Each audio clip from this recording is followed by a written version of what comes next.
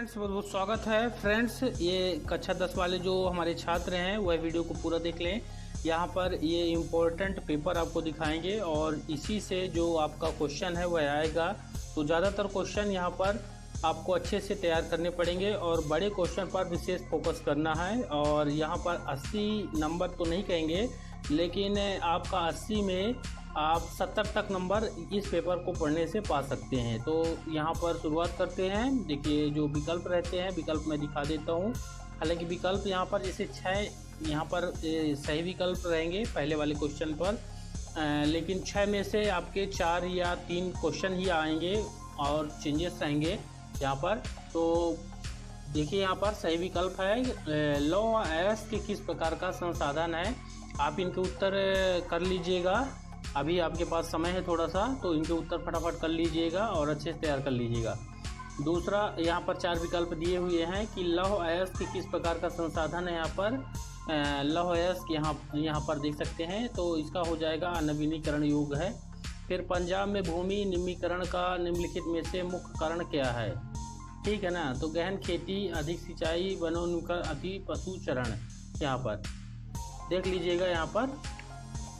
फिर उसके बाद यहाँ पर देखिए, अगला क्वेश्चन है इनमें से कौन सी रबी फसल नहीं है। ठीक, यहाँ पर रबी फसल कौन सी नहीं है। यहाँ पर चावल, मोटे अनाज, चना और कपास देख लीजिएगा। फिर है निम्न में से कौन सा उद्योग चूना पत्थर को कच्चे माल के रूप में प्रयुक्त करता है। एल्यूमिनियम, प्लास्टिक, सीमेंट और मोटर गाड़ी। ठीक, और अगला है हमारे देश में निम्न में से कौन सा महत्वपूर्ण परिवहन का साधन है। पाइपलाइन, रेल परिवहन, सड़क परिवहन, वायु परिवहन। यहाँ पर पूछा गया है कि महत्वपूर्ण परिवहन का साधन क्या है हमारे देश में। ठीक है ना। तो हमारे देश में महत्वपूर्ण जो साधन है वो सड़क परिवहन है। फिर लौह अयस्क का उत्पादन किस राज्य में सबसे अधिक होता है। ये देख लीजिएगा, विकल्प है 4। तो ये आपके 6 विकल्प होंगे। उसके बाद आपको दिखाते हैं रिक्त स्थान। हाँ, यहाँ पर इतना ज़रूर बता दें कि जैसे आपके ये रिक्त स्थान 7 हैं और विकल्प 6 थे, उनमें से आपका जो पेपर में थोड़ा सा चेंजेस होगा। तो पेपर में चेंजेस ये रहेगा दोस्तों कि ये जैसे मान लीजिए पहला वाला क्वेश्चन है, भारत में सिंहों का प्राकृतिक आवास स्थल गुजरात का, यहाँ पर रिक्त स्थान भरना है। गुजरात का कौन सा एरिया है। ठीक है ना। तो यहाँ पर गिर जो है, गिर राष्ट्रीय उद्यान जो गुजरात में है यहाँ पर, तो यहाँ पर गिर होगा। लेकिन अगर ये क्वेश्चन नहीं आता है तो आपको इसी पार्ट से, जिस पार्ट से ये वाला क्वेश्चन लिया गया है, उसी के 2-4 को और स्टडी कर लेना है। तो ये चीज़ आप ज़रूर करिएगा ताकि ये ना आए तो दूसरा आ जाए। ठीक, विकल्प में यहाँ पर जैसे 7 है, 7 में से 4 या 3 विकल्प ही इससे आप आएंगे, तो सभी को तैयार करना है आपको। फिर देखिए, नेपोलियन का बोनापार्ट सन के युद्ध में पराजित हुआ, यहाँ पर भरना आपको। करो या मरो का नारा किसने दिया था। भारत में कौन सा शासन है। यहाँ पर भारत में कौन सा शासन होता है। और रंग भेद नीति का विरोध करने वाले दक्षिण अफ्रीका के नेता कौन थे। और औद्योगिक क्रांति सर्वप्रथम में प्रारंभ हुई थी, किस सन में प्रारंभ हुई थी। और नेपाल में विलक्षण जन आंदोलन सन में हुआ था। ठीक, तो यहाँ पर सन बताना है 7वें नंबर पर। फिर आपको दिखाते हैं, यहाँ पर देखिए, एक शब्द या एक वाक्य में उत्तर। तो एक शब्द या एक वाक्य में उत्तर देखिए। जैसे पहला है, नेपोलियन बोनापार्ट का संबंध किस देश से था। फिर IMF का पूरा नाम लिखना है। और फिर अगला तीसरा है, मार्टिन लूथर कौन था। फिर है, प्रिंटिंग प्रेस सर्वप्रथम किस सदी में भारत आया था। ठीक, फिर हीराकुंड बांध किस नदी पर बना हुआ है। और गुजरात तट पर कौन सा बंदरगाह स्थित है। और है, उपभोक्ता संरक्षण अधिनियम कब लागू हुआ है। ठीक, उपभोक्ता संरक्षण अधिनियम कब लागू किया गया है। ये आपके 7 क्वेश्चन हो गए। हाँ दोस्तों, ये जरूर समझ लीजिए कि जो ये 7 क्वेश्चन मान लीजिए आपको दिख रहे हैं यहाँ पर, और ये एक वाक्य में यहाँ पर हैं, लेकिन जब आपका पेपर आप देंगे तो ये क्वेश्चन आपके विकल्प में भी आ सकते हैं, या फिर रिक्त स्थान के रूप में भी आ सकते हैं, या फिर सेम क्वेश्चन जो है थोड़ा सा अंतर करके आपको सही जोड़ी में दिया जा सकता है। तो उस हिसाब से भी आप तैयार रहेंगे। इसके बाद आपको सत्य बताते हैं। 6 नंबर का रहेगा, 6 ठो। यहाँ पर देखिए है, जो वनस्पति मूल रूप से भारतीय नहीं है, उसे देशज वनस्पति कहते हैं। यहाँ पर। फिर है श्रीलंका में सिंहली भाषा को राजभाषा घोषित किया गया है। फिर है भारत में एक दलीय प्रणाली प्रचलित है, कौन सी है, ये सही है कि नहीं, ये यहाँ पर लगाना है। फिर है 1990 में भारत में गठबंधन सरकार की शुरुआत हुई थी और ईसाई धर्म की शाखाएं कैथोलिक और प्रोटेस्टेंट दो भागों में बटी हुई हैं। यहाँ पर सही गलत का लगा लेना है। फिर है शहर से ग्राम की ओर पलायन करना शहरीकरण कहलाता है, शहर से ग्राम की ओर पलायन करना। तो यहाँ पर सही गलत का लगा लेना है, इसको फटाफट देख लेना है।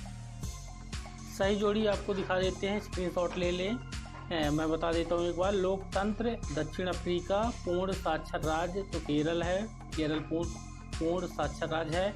अर्थव्यवस्था के क्षेत्र मुद्रा का आधुनिक रूप और सूचना एवं संचार प्रौद्योगिकी, सूचना एवं संचार प्रौद्योगिकी। दक्षिण अफ्रीका नेल्सन मंडेला हो जाएंगे, ठीक है ना यहाँ पर। और लोकतंत्र यानी बहुमतों का शासन हो जाएगा। और आपके और यहाँ पर देख सकते हैं सूचना एवं संचार प्रौद्योगिकी ये कंप्यूटर हो जाएगा इसका। और यहाँ पर आपका क्या बचा, अर्थशास्त्र के क्षेत्र यहाँ पर हैं, कौन से है, मुद्रा का आधुनिक रूप करेंसी है, अर्थशास्त्र के क्षेत्र 3 हो जाएंगे, ये सभी के हो गए, ठीक।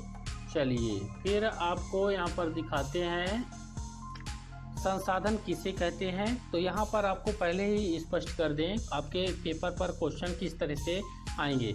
देखिए जैसे 6 नंबर क्वेश्चन है, 6 में 2 क्वेश्चन रहेंगे, यानी एक मुख्य क्वेश्चन एक अथवा वाला क्वेश्चन। तो आपको दोनों क्वेश्चन पढ़ने हैं। आपके पेपर में 2 में से एक ही क्वेश्चन आएगा दोस्तों, इस हिसाब से आप तैयारी दोनों की करेंगे। क्योंकि आपके पास समय नहीं है इसलिए आप एक बार इनको ज़रूर अच्छे से देख लीजिए दोनों क्वेश्चन। तो यहाँ पर देखिए संसाधन किसे कहते हैं, और अथवा में भारत में पाई जाने वाली कोई 2 मिट्टियों के नाम लिखना है।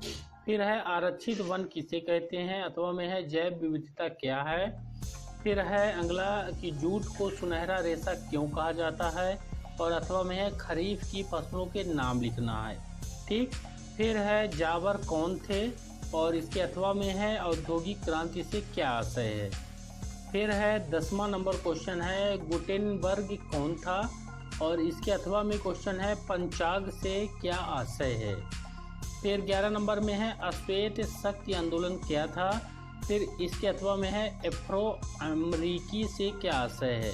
तो यहाँ पर देखिए जैसे 2 क्वेश्चन है, 2 में से एक क्वेश्चन अनिवार्य रूप से आपके एग्जाम पर आएगा। हाँ सीरियल जरूर चेंज हो सकता है, जैसे इसमें 11 नंबर में दिया हुआ है तो आपको उसमें किसी और नंबर पर दे देगा। जैसे 2 नंबर का तो 2 में ही आएगा, ठीक। फिर है आर्थिक विकास से क्या आशय है, आर्थिक विकास किस पर निर्भर करता है, अथवा में है। फिर है वस्तु विनिमय प्रणाली से क्या आशय है, अथवा में है स्व सहायता समूह में निर्णय कौन करता है। फिर है 14 नंबर में वैश्वीकरण क्या है, और अथवा में है विदेशी व्यापार से क्या आशय है। फिर है उपभोक्ता शोषण से बचने के 2 उपाय लिखना है। फिर अथवा में है सूचना के अधिकार से क्या आशय है। फिर है लौह एवं अलौह धातुओं में क्या अंतर है, कोई 3 लिखना है। फिर अथवा में है धात्विक एवं आध्यात्मिक खनिज में अंतर लिखना है।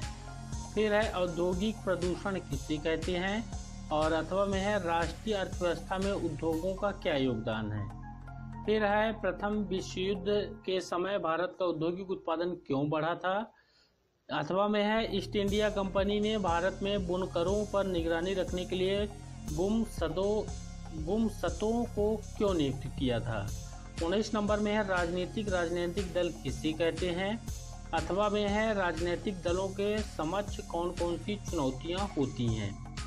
20 नंबर में है निम्नलिखित को दिए गए भारत के मानचित्र में दर्शाना है। तो इसका प्रैक्टिस कर लीजिएगा, रानीगंज, तारापुर, अंकलेश्वर और रावत भाटा। अथवा में है निम्नलिखित को मानचित्र में दर्शाना है, विजयपुर, अमरकंटक, मुंबई, हाई और बोकारो। फिर 21 नंबर में है जलियांवाला बाग हत्याकांड की घटनाओं को विस्तार से समझाना है। अथवा में है सविनय अवज्ञा आंदोलन का वर्णन करना है। फिर 22 नंबर में है लोकतंत्र को परिभाषित करते हुए लोकतंत्र की आर्थिक उपलब्धियों का वर्णन करना है। अथवा में है नागरिकों की गरिमा और आज़ादी से क्या आशय है। साथ ही क्वेश्चन नंबर 23 है वस्तुओं के मानवीकरण का क्या अर्थ है, विभिन्न उत्पादों के मानवीकरण को दर्शाना है। और इसके अथवा में है उपभोक्ता जागरूकता से क्या आशय है, इसकी आवश्यकता हमें क्यों होती है। तो दोस्तों ये जो बड़े क्वेश्चन हैं ये ज़रूर यहाँ पर सेम आएंगे, इसमें कोई परिवर्तन नहीं होगा। 2 क्वेश्चन है, 2 में से 1 क्वेश्चन आपके आ रहे हैं, हर पेपर पर आए हैं। तो यहाँ पर देखिए जैसे 4 नंबर वाले हैं, इन क्वेश्चनों को कंप्लीट कर लीजिएगा। जो 2 नंबर से 4 नंबर तक के जो क्वेश्चन हैं इनको कंप्लीटली उत्तर दीजिएगा। 2 में से दोनों क्वेश्चन आपको स्टडी करके जाना है ताकि आपके नंबर माइनस ना हो। अगर आप इससे पढ़ेंगे तो आपके जो है तो फर्स्ट रैंक वाला जो फर्स्ट डिवीज़न है वह आ जाएगा। मुझे उम्मीद है यह वीडियो आपके लिए महत्वपूर्ण साबित होगा। लाइक करके शेयर कर दें और अगले विषय का पाने के लिए चैनल को सब्सक्राइब कर लें। धन्यवाद।